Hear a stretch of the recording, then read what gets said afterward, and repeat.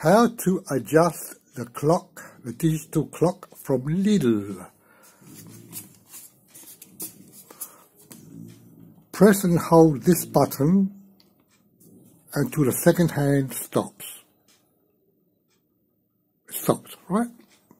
Yeah, no ticking. Press and hold that button again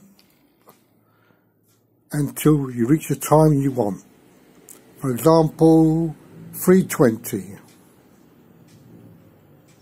3 p.m. 20 minutes. Release, release. Now wait for the second hand to start ticking. Tick, tock, tick, tock, tick, tock, tick, tock. There we are.